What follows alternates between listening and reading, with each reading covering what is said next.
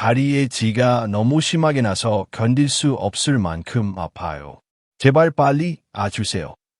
이 말은 수많은 사람들이 한밤중 갑작스럽게 찾아온 다리의 극심한 통증에 놀라며 119에 외치는 절박한 외침입니다. 마치 다리를 칼로 찢는 듯한 고통. 이건 단순한 쥐가 아닙니다. 한 번이라도 경험해본 사람만이 그 고통이 얼마나 극심한지 압니다. 하지만 대부분은 나이 들면 생기는 흔한 증상쯤으로 생각하고 넘기기 일쑤죠. 그런데 만약 이 통증이 단순한 근육 경련이 아닌 당신의 생명을 위협하는 마지막 경고라면요. 당신은 어떻게 하시겠습니까? 지금 이 순간에도 수많은 분들이 이 신호를 무심코 지나치고 계십니다. 그러나 오늘 이 영상 하나가 누군가의 생명을 구할 수 있습니다. 저는 서울대학교 의과대학을 졸업하고 35년간 응급의학과에서 수천 명의 생명을 지켜온 최민수 교수입니다. 지금부터 제가 응급실에서 실제로 경험한 놀라운 사례들, 그리고 여러분이 반드시 알아야 할 다리 주위에 숨겨진 위험 신호들을 모두 공개하겠습니다. 본격적인 건강 이야기를 시작하기 전에 부탁드립니다. 지금 이 영상을 보고 계신다면 좋아요 버튼 한번, 그리고 채널 구독도 눌러주세요. 그 클릭 하나가 더 많은 사람들에게 생명을 지킬 수 있는 정보를 전달하는 데 큰 힘이 됩니다. 그리고 댓글로 여러분이 이 영상을 어디서 보고 계신지도 함께 남겨주세요. 여러분의 이야기는 또 다른 누군가에게 큰 위로와 경각심이 될 수 있습니다. 그럼 지난주 새벽 3시 응급실로 실려온 68세 박정혜 할머니의 이야기를 먼저 들려드리겠습니다. 할머니는 평소에도 꽤 건강한 편이셨습니다. 그런데 한 달 전부터 밤마다 오른쪽 다리에 쥐가 자주 나기 시작했어요. 처음엔 나이 들면 다 그렇지 하며 대수롭지 않게 넘기셨죠. 그러나 그날 밤 평소보다 훨씬 심한 쥐가 오른쪽 다리를 덮쳤고 아침이 되어도 통증이 가시지 않았습니다. 더 무서운 건 다리가 점점 붓기 시작했다는 사실이었습니다. 다행히도 며느님이 이상하다고 느끼고 바로 병원으로 모시고 왔는데 검사 결과는 충격적이었습니다. 바로 심부정맥혈전증 DVT이었습니다. 다리 정맥 깊은 곳에 피떡이 생긴 것이죠. 만약 이 혈전이 움직여 폐로 향했다면 폐색전증으로 발전해서 갑작스럽게 사망할 수도 있었던 상황이었습니다. 그러나 조기에 발견되어 혈전을 녹이는 치료를 시작할 수 있었고 현재는 완전히 회복하셔서 건강하게 지내고 계십니다. 할머니는 치료가 끝난 후 이런 말씀을 하셨어요. 단순히 다리에 쥐가 나는 줄만 알았지 이런 무서운 병의 신호일 줄은 정말 몰랐어요. 만약 며느리가 병원에 데려가지 않았더라면 저는 지금 이 자리에 없었을지도 몰라요. 라고. 여러분도 혹시 비슷한 경험 있으신가요? 자다가 갑자기 다리에 칼로 찌르는 듯한 통증이 와서 비명을 지르며 잠에서 깬 적, 그런 경험 한 번쯤은 있지 않으신가요? 대부분의 분들이 그런 상황을 단순한 피로, 나이 탓으로 돌리며 대수롭지 않게 넘깁니다. 그러나 이는 우리 몸이 보내는 중요한 경고 신호일 수 있습니다. 오늘 이 영상을 끝까지 보시면 다리의 쥐가 언제 단순한 근육 경련이고 언제 생명을 위협하는 질병의 전조 증상인지 정확히 구분하실 수 있게 될 겁니다. 게다가 쥐가 났을 때 단 3초 만에 통증을 완화시키는 놀라운 응급처치법도 알려드릴 예정입니다. 절대 놓치지 마세요. 그럼 본격적으로 이야기해 보겠습니다.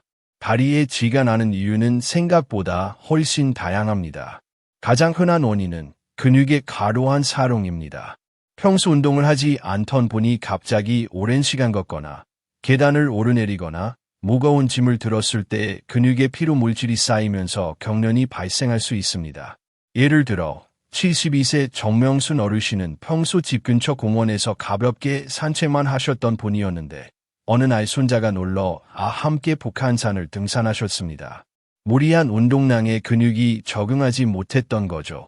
그날 밤부터 사흘 동안 계속 다리에 쥐가 나서 잠을 잘 수 없으셨다고 해요. 두 번째 원인은 수분과 전해질 부족입니다. 우리 몸에는 나트륨, 칼륨, 마그네슘, 칼슘 등 다양한 전해질이 균형을 이루며 작동합니다. 이 균형이 무너지면 근육이 제대로 수축하거나 이완하지 못하게 됩니다. 여름철 땀을 많이 흘리거나 물을 적게 마시면 쉽게 전해질 불균형이 생깁니다. 특히 고령자분들은 갈증을 느끼는 감각이 둔해지기 때문에 자연스럽게 수분 섭취가 줄어들어요. 65세 김영우 씨는 작년 여름 무더운 날 시장에서 1시간 정도 장을 보고 돌아오신 후부터 밤마다 다리에 쥐가 나기 시작했습니다. 병원에 내원해 혈액 검사를 해보니 칼륨과 마그네슘 수치가 현저히 낮았던 것이 원인이었습니다. 이후 꾸준한 수분 섭취와 전해질 보충을 통해 증상이 사라졌습니다. 세 번째는 혈액순환 장애입니다. 당뇨병, 고혈압, 말초혈관 질환을 앓고 계신 분들은 다리로 가는 혈류가 원활하지 않아서 근육이 산소 부족 상태에 빠지기 쉽습니다. 이로 인해 근육 경련이 자주 발생할 수 있습니다. 당뇨를 15년 넘게 앓고 있는 70세 이순자 할머니도 최근 들어 자주 다리에 쥐가 나서 병원을 찾으셨고 검사 결과 말초혈관의 동맥경화가 진행돼 혈류가 원활하지 않은 상태였음을 알게 되었습니다. 이후 혈당 관리를 철저히 하고 혈관 확장제를 복용하며 증상이 크게 완화됐습니다. 네 번째 원인은 약물의 부작용입니다. 이뇨제, 일부 고혈압약, 그리고 특정 콜레스테롤 약들은 전해질 균형을 무너뜨려 쥐를 유발할 수 있습니다. 만약 최근에 약을 변경한 이후 쥐가 자주 나기 시작했다면 꼭 주치의와 상의하셔야 합니다. 63세 장성호 씨는 혈압 조절이 잘 안 돼 약을 변경한 후 일주일쯤 지나면서부터 밤마다 쥐가 나기 시작했어요. 확인 결과 새로운 이뇨제가 칼륨을 소변으로 빠져나가게 해 전해질 불균형을 유발했던 것이었습니다. 이후 칼륨 보충제를 함께 복용하며 문제를 해결했습니다. 다섯 번째는 잘못된 수면 자세입니다. 무릎을 구부리고 자거나 발끝이 아래로 처지는 자세로 수면을 취하면 종아리 근육이 수축된 상태로 장시간 유지되면서 새벽에 쥐가 날 수 있습니다. 특히 겨울철, 무거운 이불이 발을 눌러 발목이 꺾인 채 수면하는 경우가 많은데요. 75세 김철수 어르신은 추위를 많이 타셔서 이불을 여러 장 덮고 주무시는데 새벽마다 다리에 쥐가 나서 잠에서 깨곤 하셨습니다. 이불을 가볍게 바꾸고 발 밑에 작은 쿠션을 받쳐드린 후 증상이 거의 사라졌습니다. 마지막으로 자연스러운 노화의 결과로 있습니다. 나이가 들면 근육량이 감소하고 신경전달 속도도 느려지기 때문에 아주 작은 자극에도 쉽게 쥐가 날 수 있습니다. 특히 다리 근육은 40대 이후 매년 1% 이상 빠르게 줄어듭니다. 근육이 줄어들면 쥐가 나는 빈도와 강도가 더욱 높아질 수밖에 없습니다. 나이가 들수록 근육은 쉽게 약해지고 사소한 자극에도 과도하게 반응할 가능성이 높아집니다. 여기에 더해 신경의 반응 속도까지 느려지면서 근육의 수축과 이완이 부드럽고 정교하게 이루어지지 않게 됩니다. 이는 마치 오래된 자동차의 브레이크가 제대로 작동하지 않아 민감하게 반응하지 못하는 것과 비슷하죠. 우리 몸 역시 세월의 흐름 앞에서는 예외가 아닙니다. 그런데 문제는 단순한 노화 현상만으로 설명되지 않는 더 심각한 문제일 수 있다는 사실입니다. 특히 다리에 자주 쥐가 나고 그 증상이 반복되거나 이상 징후를 동반한다면 이는 생명을 위협할 수 있는 심각한 질환의 초기 신호일 수도 있습니다. 지금부터 절대 놓쳐서는 안 되는 반드시 기억해야 할 다리 쥐의 위험 신호들에 대해 말씀드리겠습니다. 첫 번째 위험 신호는 한쪽 다리에만 지속적으로 쥐가 나고 붓기까지 생기는 경우입니다. 이건 단순한 근육 경련이 아니라 벌프, 심부정맥혈전증, DVT, 벌프의 전형적인 증상입니다. 혈관 안에 핏덩어리, 즉 혈전이 생겨 혈액의 흐름을 막는 상태인데 이 혈전이 떨어져 나가 폐로 이동하면 폐색전증이라는 치명적인 상황으로 이어질 수 있습니다. 그 결과는 갑작스러운 사망일 수도 있죠. 실제로 작년에 50대 직장인 이철민 씨가 이런 증상으로 응급실에 실려온 적이 있습니다. 그는 일주일 전부터 왼쪽 다리에 쥐가 반복적으로 나고 부기까지 생겼지만 업무에 바빠 병원에 가지 못하고 있었습니다. 그러던 어느 날 갑자기 숨이 가쁘고 가슴이 조여오는 증상이 나타나 응급실로 급히 옮겨졌는데 검사 결과 다리의 혈전이 폐로 이동한 폐색전증이었습니다. 아주 위급한 상황이었고 긴급 수술을 통해 간신히 생명을 건질 수 있었죠. 이철민 씨는 평소에도 건강하신 편이었지만 팬데믹 이후 재택근무를 하면서 거의 하루 종일 책상 앞에 앉아있는 생활을 이어갔고 스트레스 탓에 흡연량은 늘었으며 운동은 거의 하지 않았다고 하셨어요. 이런 생활 습관들이 혈전 생성의 주요 위험 요인이었던 겁니다. 지금은 완전히 회복하셨고 생활 습관도 크게 바꾸셔서 규칙적인 운동과 금연을 실천하고 계십니다. 두 번째 위험 신호는 쥐가 풀린 이후에도 통증이나 근육 뻣뻣함이 몇 시간 이상 지속되는 경우입니다. 일반적으로 쥐는 10에서 20분 안에 자연스럽게 풀리며 통증도 줄어들기 마련입니다. 그런데 하루 이틀이 지나도 통증이 남아있다면 이는 근육 내출혈, 염증 혹은 신경 손상, 혈관 문제일 수 있습니다. 67세 송미영 할머니는 어느 날 밤 오른쪽 종아리에 극심한 쥐가 나셨습니다. 그런데 평소와는 다르게 이틀이 지나도 통증이 계속됐고 걷는 것도 힘들어졌습니다. 처음엔 단순한 쥐로 생각하고 파스를 붙이며 마사지를 하셨지만 점점 통증이 심해져 결국 병원에 내원하셨죠. 검사 결과는 근육 내부의 미세 출혈이었습니다. 할머니는 혈압약을 복용 중이셨는데 갑작스러운 근육 수축으로 작은 혈관이 파열된 상태였어요. 다행히도 적절한 치료로 회복하셨지만 치료가 늦었더라면 근육 손상은 훨씬 더 심각했을 겁니다. 세 번째 위험 신호는 다리가 차가워지고 창백해지며 감각이 둔해지는 증상입니다. 이는 급성 동맥폐색의 대표적인 증상인데 다리로 가는 혈류가 갑자기 차단되면서 해당 부위의 조직이 괴사할 위험이 있는 응급 상황입니다. 72세 방영수 씨는 당뇨병을 오래 앓아온 분이셨습니다. 평소에도 다리에 자주 쥐가 나곤 했는데 어느 날 갑자기 왼쪽 다리에 극심한 쥐가 나더니 그 부위가 점점 차가워지기 시작했습니다. 피부색은 창백하게 변하고 감각도 무뎌졌어요. 처음엔 쥐가 심하게 났나 보다 하고 넘기셨지만 몇 시간이 지나도 증상이 가라앉지 않자 응급실로 향하셨습니다. 검사 결과는 다리 동맥의 급성 폐색, 즉 혈관이 막혀 혈류가 차단된 상태였습니다. 긴급 수술로 혈관을 뚫는 데 성공했고 다행히 다리도 보존할 수 있었습니다. 네 번째 신호는 쥐가 나는 동시에 숨이 차거나 가슴이 답답한 느낌이 드는 경우입니다. 이 역시 혈전이 폐로 이동했을 가능성이 높으며 즉각적인 응급 대응이 필요한 상황입니다. 55세 정수연 씨는 장거리 출장을 다녀온 후 며칠 동안 오른쪽 다리에 자주 쥐가 났습니다. 그러던 어느 날 아침 다리에 쥐가 심하게 나는 동시에 숨이 가쁘고 가슴이 조여오는 느낌을 받았습니다. 처음엔 쥐가 너무 심해서 그런 줄 알았지만 쥐가 풀린 이후에도 숨이 차오르자 결국 응급실로 향했고 역시 폐색전증 진단을 받았습니다. 빠른 치료로 회복하실 수 있었던 건 정말 다행이었습니다. 다섯 번째 신호는 다리에 힘이 빠지거나 마비되는 느낌이 드는 경우입니다. 이는 단순한 근육 문제를 넘어서 척추 신경 압박이나 말초 신경 손상을 의미할 수 있습니다. 70세 김대한 어르신은 몇 달 전부터 다리에 자주 쥐가 나기 시작했고 점점 다리에 힘이 빠지고 감각이 이상해지면서 계단을 오르내리기도 힘들어졌다고 하셨습니다. 정밀 검사를 진행한 결과 척추관 협착증으로 신경이 눌려 있는 상태라는 사실이 밝혀졌고 수술을 통해 신경 압박을 해소한 후에는 다리 증상이 크게 호전되었습니다. 이렇듯 지금 말씀드린 5가지 중 하나라도 해당된다면 단순한 쥐로 넘기지 마시고 즉시 병원을 찾으셔야 합니다. 특히 당뇨, 고혈압, 고지혈증이 있으신 분들, 흡연하시는 분들, 오랜 시간 앉아서 일하시는 분들은 더욱 주의하셔야 합니다. 이제 다리에 쥐가 났을 때 즉시 통증을 완화할 수 있는 응급처치법을 알려드리겠습니다. 이는 제가 응급실에서 직접 수많은 환자에게 적용해보고 효과를 확인한 방법들입니다. 첫 번째는 조금 의외의 방법일 수 있습니다.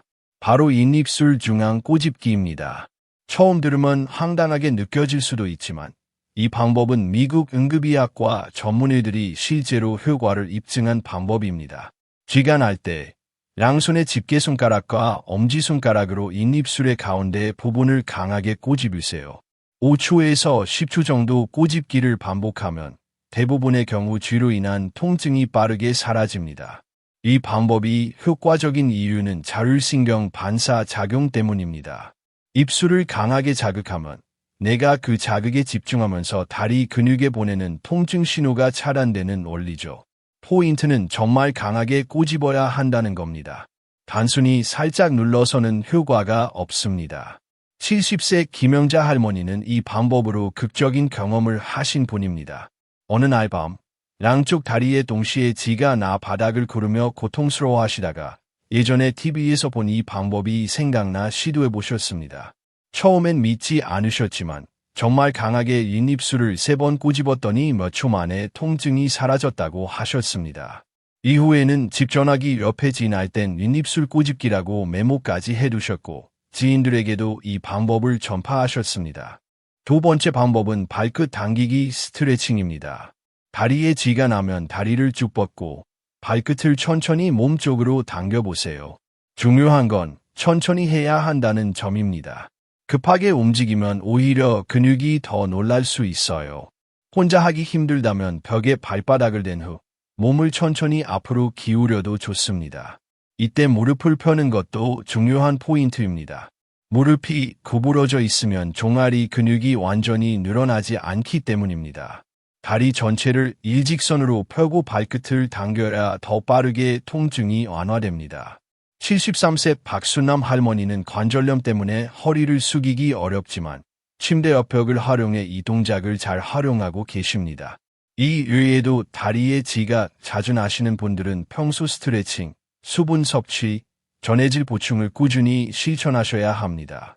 특히 물을 마시는 습관은 정말 중요합니다. 몸이 마르지 않아도 의식적으로 수분을 보충해 주는 것이 좋습니다. 또한 칼륨, 마그네슘, 칼슘이 풍부한 음식을 자주 섭취하는 것도 쥐를 예방하는 데 큰 도움이 됩니다. 발끝을 몸쪽으로 천천히 당기는 동작과 함께 발목을 부드럽게 구부리는 방식은 근육의 긴장을 풀어주고 쥐로 인한 통증을 빠르게 완화하는 데 매우 효과적인 방법입니다. 만약 이 동작을 통해 급성 통증이 어느 정도 가라앉았다면 다음 단계로 이어지는 조치는 바로 종아리 마사지를 하는 것입니다. 발바닥에서 종아리까지 아래에서 위로 천천히 문질러주는 방식의 마사지는 단순한 통증 완화를 넘어 근육을 안정시키는 데 큰 도움을 줍니다. 이때 손바닥 전체를 사용해 따뜻한 온기를 근육에 전달한다는 마음으로 부드럽게 눌러주세요. 세게 누를 필요는 없고 둥글게 원을 그리듯이 천천히 돌리면서 마사지하면 근육 깊숙한 곳까지 자극이 전달되어 훨씬 효과적입니다. 특히 아킬레스건 부위도 함께 마사지하면 더욱 좋습니다. 그 다음 단계로 추천드리는 방법은 한의학에서 자주 사용되는 혈자리 지압법입니다. 종아리 뒤쪽에서 가장 볼록한 부위, 그곳에서 손가락 2마디 아래 지점에 위치한 승산혈이라는 혈자리를 찾아보세요. 이곳은 다리에 쥐가 날 때 근육의 긴장을 완화시켜주는 데 탁월한 지점을 지니고 있으며 실제로 지압을 해보면 약간 아프면서도 시원한 느낌이 동시에 들 것입니다. 지압하는 방법은 간단합니다. 엄지손가락으로 승산혈 부위를 3초간 세게 누르고 1초간 쉬기를 5번 반복하세요. 이 지점은 단순한 눌림만으로도 긴장된 근육을 부드럽게 풀어주는 역할을 하며 혈액순환을 돕고 통증 완화에도 큰 효과를 줍니다. 처음에는 이 혈자리를 정확히 찾는 것이 어렵게 느껴질 수도 있지만 종아리 뒤쪽에서 가장 단단하고 아픈 지점을 찾아보면 누구나 쉽게 위치를 파악할 수 있습니다. 실제로 68세 조성민 어르신은 당뇨로 인해 다리 혈액순환이 좋지 않아 자주 쥐가 났지만 승산혈 지압법을 익힌 이후로는 쥐가 나더라도 빠르게 통증을 조절하실 수 있게 되었다고 말씀하셨습니다. 네 번째 단계는 따뜻한 온찜질입니다. 온찜질은 혈관을 확장시켜 혈액순환을 촉진하고 긴장된 근육을 빠르게 풀어주며 쥐로 인한 2차 통증까지 완화하는 데 매우 효과적입니다. 따뜻한 찜질팩이나 수건을 준비해 쥐가 났던 부위에 10에서 15분간 올려두세요. 온도가 너무 높지 않은지 손등으로 먼저 확인하고 따뜻하다고 느껴지는 정도에서 적용하시면 됩니다. 당뇨병이 있으신 분들은 말초 신경 감각이 떨어져 있기 때문에 반드시 사전에 온도를 확인하셔야 하며 직접적으로 피부에 닿지 않게 라른천을 덧대어주는 것도 좋은 방법입니다. 집에 찜질팩이 없다면 깨끗한 수건을 따뜻한 물에 적셔 사용하는 것도 충분히 효과적입니다. 다섯 번째 방법은 흔히 잘 알려지지 않았지만 앉은 자세에서 쉽게 시도할 수 있는 다리 X자 꼬기법입니다.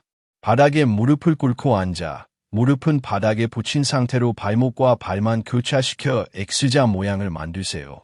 이 자세를 30초가량 유지하면 종아리 근육에 적절한 압박이 가해지면서 혈액순환이 원활해지고 근육 경련으로 인한 통증이 완화됩니다. 원리는 간단합니다. 혈액순환을 일시적으로 제한한 후 다시 해제해주면 정체되어 있던 혈류가 빠르게 흐르면서 근육이 이완되는 것이죠. 이는 마치 구부러진 호스를 잠깐 눌렀다가 놓으면 물이 더 세게 흐르는 것과 같은 이치입니다. 무릎 관절이 좋지 않은 71세 김정순 할머니도 이 방법을 자주 활용하시며 발끝 당기기가 어려울 때 특히 큰 도움이 된다고 말씀하셨습니다. 지금까지 말씀드린 6가지 응급처치 방법들 중 특히 기억하셔야 할 것은 인입술 꼬집기입니다. 이 방법은 누워 있을 때도 움직이기 어려운 순간에도 즉시 실천할 수 있는 유일한 방법이기 때문입니다. 나머지 방법들은 조금씩 몸을 움직일 수 있을 때 차례차례 시도해 보시면 좋습니다. 그러나 무엇보다 중요한 것은 쥐가 나지 않도록 평소에 예방하는 것입니다. 쥐가 자주 나는 분들을 위해 제가 실제로 가족들에게도 추천드리는 생활 속 예방법들을 알려드리겠습니다. 첫 번째는 올바른 수면 자세 유지입니다. 잘 때 무릎을 쭉 펴고 다리를 편안하게 뻗는 것이 중요하며 발끝이 아래로 꺾이지 않게 주의하세요. 발 밑에 작은 쿠션이나 접은 수건을 받쳐주면 혈액이 심장 쪽으로 잘 흐르도록 도와줍니다. 특히 옆으로 누워 주무시는 분들은 다리 사이에 작은 베개를 끼워두면 골반과 다리의 정렬이 자연스럽게 유지되어 근육에 불필요한 긴장이 가지 않습니다. 74세 이영희 할머니는 예전부터 웅크린 자세로 자는 습관이 있었고 매일 밤 쥐로 고생하셨습니다. 그러나 수면 자세를 바꾼 지 2주일 만에 쥐가 나는 빈도가 눈에 띄게 줄어들었다고 말씀하셨습니다. 두 번째는 취침 전 간단한 스트레칭입니다. 잠들기 전 5분만 투자의 종아리, 발바닥, 허벅지 부위를 부드럽게 스트레칭 해주세요. 벽에 손을 대고 한쪽 다리를 뒤로 뻗거나 의자에 앉아 발끝을 천천히 몸 쪽으로 당기는 동작은 종아리 근육을 길게 늘려줍니다. 또한 침대에 누운 상태에서 발목을 시계 방향, 반시계 방향으로 10회에서 20회 돌리는 동작도 매우 효과적입니다. 스트레칭을 할 때는 절대 무리하지 말고 살짝 당긴다는 느낌이 들 정도로만 하시면 충분합니다.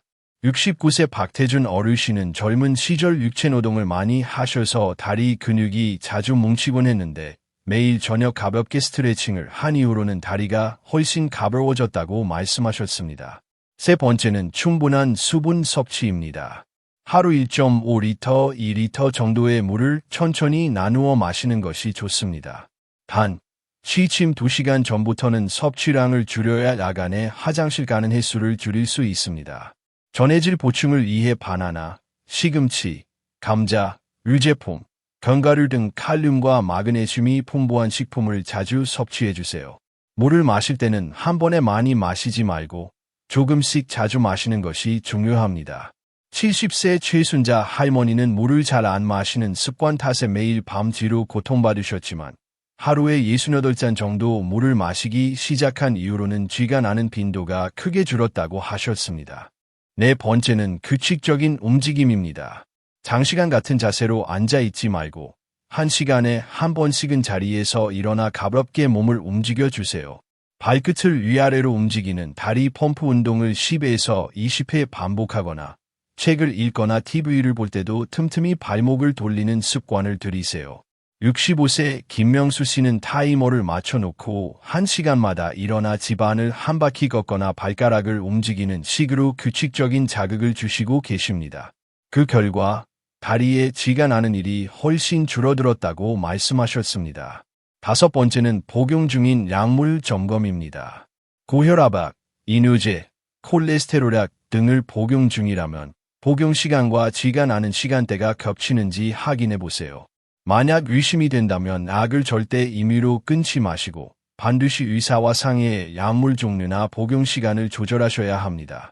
이뇨제는 소변을 통해 나트륨뿐 아니라 칼륨, 마그네슘 등의 전해질도 함께 배출하므로 이런 부작용이 원인이 될 수 있습니다. 경우에 따라 전해질 보충제나 약물 대체만으로도 증상이 사라지는 경우가 많습니다. 여섯 번째는 잠자리 환경을 따뜻하게 유지하는 것입니다. 밤에 발이 차가우면 혈액순환이 원활하지 않아 쥐가 잘 생깁니다. 두꺼운 양말을 신거나 따뜻한 담요로 다리 아래쪽을 감싸주세요. 전기요를 사용할 경우 너무 높은 온도는 피하고 취침 30분 전쯤 미리 따뜻하게 일어난 뒤 잠들 때는 꺼두는 것이 좋습니다. 체온 유지만으로도 쥐 발생을 크게 줄일 수 있습니다. 이처럼 다리에 쥐가 나는 증상은 단순히 일시적인 불편함이 아니라 우리 몸이 보내는 중요한 신호일 수 있습니다. 오늘 알려드린 응급처치법 6가지와 예방수칙 6가지를 꼭 기억해 두시고 실생활에 적용해 보세요. 쥐로 인한 불편함뿐 아니라 더 큰 건강 문제를 사전에 막는 데에도 큰 도움이 될 것입니다. 정리하자면 쥐가 났을 때 당황하지 말고 이 입술 꼬집기, 발끝 당기기, 마사지, 지압, 온찜질, 다리 X자 교차법 순으로 차근차근 대처하세요. 그리고 평소 수면 자세, 스트레칭, 수분 섭취, 규칙적 움직임, 약물 확인, 따뜻한 잠자리 환경을 통해 쥐를 예방하는 습관을 꼭 들이세요. 여러분의 몸은 늘 말없이 신호를 보내고 있습니다. 그 신호를 귀 기울여 듣고 미리 대비하는 것이 진짜 건강관리의 시작입니다. 다리에 쥐가 나는 문제를 완화하고 예방하는 데 있어서 가장 중요한 것 중 하나는 바로 다리의 따뜻한 온도를 꾸준히 유지하는 것입니다. 특히 겨울철에는 기온이 낮아지면서 다리가 쉽게 차가워지고 이로 인해 혈관이 수축되고 혈액순환이 나빠져 쥐가 날 가능성이 훨씬 높아집니다. 이런 경우 전기장판을 적절히 활용하거나 잠자리에 들기 전에 따뜻한 양말을 신는 것이 큰 도움이 됩니다. 단, 양말이 너무 깎이지 않도록 느슨하고 부드러운 소재를 선택하는 것이 중요합니다. 꽉 조이는 양말은 오히려 혈액순환을 방해해 더 큰 문제를 유발할 수 있기 때문입니다. 7번째로 추천드리는 방법은 바로 취침 전 따뜻한 목욕이나 족욕입니다. 하루의 피로를 씻어내는 동시에 10분 정도 따뜻한 물에 발을 담그거나 샤워를 하면서 몸을 편안하게 풀어주는 것은 혈액순환을 촉진하고 근육 이완을 도와주 예방에 탁월한 효과를 보여줍니다. 물의 온도는 너무 뜨겁지 않게 40도 내외로 유지하는 것이 가장 좋으며 족욕을 할 때는 발목까지 물에 잠기도록 준비하고 발가락을 움직이거나 발목을 부드럽게 돌리면서 함께 해주면 효과가 배가 됩니다. 8번째는 금연과 금주입니다. 흡연은 혈관을 수축시키는 니코틴의 작용으로 인해 다리로 가는 혈류를 감소시키며 음주는 간 기능 저하를 일으켜 근육에 필요한 전해질 균형을 깨뜨릴 수 있습니다. 따라서 금연과 절주는 단순한 쥐 예방뿐 아니라 전반적인 혈액순환과 근육 건강을 지키는 데에도 매우 중요한 습관입니다. 실제로 이런 생활 습관의 변화만으로도 많은 분들이 밤중에 갑자기 찾아오는 다리 경련에서 벗어날 수 있었다고 보고되고 있습니다. 그러나 여기서 꼭 주의하셔야 할 부분이 하나 있습니다. 바로 건강보조식품과 술을 함께 섭취하는 것입니다. 많은 분들이 건강을 위해 영양제를 꾸준히 복용하면서도 동시에 소량의 음주를 가볍게 즐기시는 경우가 있는데 이런 습관이 매우 위험할 수 있습니다. 특히 간에 부담을 줄 수 있는 성분이 포함된 보조식품을 고농도로 섭취하면서 알코올까지 함께 복용하게 되면 간 해독 기능의 과부하가 걸려 심각한 간 손상으로 이어질 수 있습니다. 실제 사례로 작년에 60대 남성 한 분이 간 건강에 좋다는 밀크시슬 추출물이 포함된 건강기능식품을 장기간 복용하면서도 매일 저녁 소주 한두 잔을 습관적으로 마시다가 급성 간부전으로 응급실에 실려 간 일이 있었습니다. 처음에는 전혀 증상이 없다가 어느 날 갑자기 황달과 심한 피로감이 찾아와 응급치료가 필요했는데 건강을 위해 했던 습관이 오히려 독이 되었던 안타까운 사례였습니다. 다행히 빠른 진단과 적극적인 치료 덕분에 회복할 수 있었지만 몇 달간의 치료와 회복 시간이 필요했고 이후에는 모든 건강보조식품과 음주를 끊고 간 건강을 위한 식이요법과 운동에만 집중하고 계십니다. 이 사례에서처럼 몸에 좋다고 무조건 복용하는 것이 아니라 자신의 건강 상태에 맞게 복용 방법과 병행 습관을 조절하는 것이 무엇보다 중요합니다. 이제 마지막으로 꼭 피해야 할 잘못된 행동들에 대해 짚고 넘어가겠습니다. 첫 번째는 쥐가 났을 때 무작정 세게 주무르는 것입니다. 통증 부위를 심하게 주무르면 오히려 근육 섬유를 손상시킬 수 있습니다. 앞서 설명드린 것처럼 쥐가 났을 때는 침착하게 발끝을 천천히 몸 쪽으로 당기고 부드럽게 마사지해주는 것이 정석입니다. 실제로 72세 송기철 어르신의 경우 한밤중에 갑자기 쥐가 나 너무 놀란 나머지 통증 부위를 있는 힘껏 주물렀다가 다음날 더 심한 통증과 멍이 생겨 병원을 찾은 일이 있었습니다. 무리한 마사지로 인해 근육 조직에 미세한 손상이 간 사례였습니다. 두 번째는 약을 복용 중이니 괜찮겠지 하는 아니란 생각입니다. 특히 이뇨제, 고혈압, 콜레스테롤약 등은 복용 자체가 쥐의 원인이 될 수 있기 때문에 절대로 임의로 약을 끊거나 복용량을 변경해서는 안 됩니다. 반드시 주치의가 상담을 통해 적절한 조치를 받아야 하며 어떤 분들은 단순히 쥐가 자주 나서 자신이 먹고 있는 약 때문이라 여기고 멋대로 약을 중단하는 실수를 저지르곤 하는데 이는 대단히 위험한 행동입니다. 특히 고혈압약을 갑자기 끊을 경우 혈압이 급격히 상승해 뇌졸중이나 심근경색 같은 치명적인 질환을 유발할 수 있습니다. 세 번째는 나이가 들면 원래 그런 것 아니냐는 생각입니다. 이는 매우 위험한 오해로 반복적으로 쥐가 나는 증상은 단순한 노화 현상이 아니라 당뇨, 말초혈관 질환, 신경계 이상 등 심각한 기저질환의 전조일 수 있습니다. 따라서 무조건 나이 탓으로 넘기지 말고 증상이 반복된다면 반드시 의사의 진단을 받아야 합니다. 네 번째는 진통제나 근육 이완제를 임의로 복용하는 것입니다. 일시적으로 증상이 완화되는 것처럼 보일 수 있으나 근본 원인을 해결하지 못하고 장기간 복용 시 간 기능 저하, 이장장애, 약물 의존 등의 부작용이 발생할 수 있습니다. 다섯 번째는 민간요법에만 의존해 병원 치료를 거부하는 것입니다. 물론 전통적인 민간요법 중에는 실제로 효과적인 방법도 많지만 증상이 심하거나 반복되는 경우에는 반드시 병원에서 정확한 진단을 받아보는 것이 중요합니다. 자칫 중대한 질병을 놓치는 일이 생길 수 있기 때문입니다. 우리 몸은 절대 거짓말하지 않습니다. 아주 작은 불편함도 무시하지 말고 귀 기울여야 하며 반복적인 증상은 분명한 메시지를 담고 있습니다. 실제로 박정혜 할머니의 사례를 통해 이를 다시금 확인할 수 있습니다. 할머니는 반복적인 다리 통증을 단순한 노화로 여겨 무시하시다가 며느리 김승영 씨의 권유로 병원 진료를 받게 되었고 그 결과 다리 혈관에 생긴 혈전을 조기에 발견해 치료를 성공적으로 마칠 수 있었습니다. 이후 할머니는 생활 습관을 전면적으로 개선하셨습니다. 규칙적인 운동과 수분 섭취, 올바른 수면 자세 유지 등 본인이 할 수 있는 최선의 노력들을 지속하며 조금이라도 다리에 이상이 있으면 지체 없이 병원을 찾으신다고 말씀하셨습니다. 또한 주변 지인들에게도 반드시 병원에 가보라는 이야기를 전하고 계시고 이런 경험이 누군가에게는 생명을 구하는 계기가 되었으면 좋겠다고 하셨습니다. 며느리 김승영 씨 역시 처음엔 어머니가 괜찮다고 하시니 그냥 넘어가려 했지만 뭔가 평소와 다른 느낌이 들어서 억지로 병원에 모시고 갔다고 하셨습니다. 만약 그때 지나쳤다면 평생 후회했을 거라며 이제는 가족들의 작은 증상도 절대 무시하지 않고 세심하게 살펴보신다고 말씀하셨습니다. 여러분도 오늘부터 아주 작은 변화부터 시작해 보시길 바랍니다.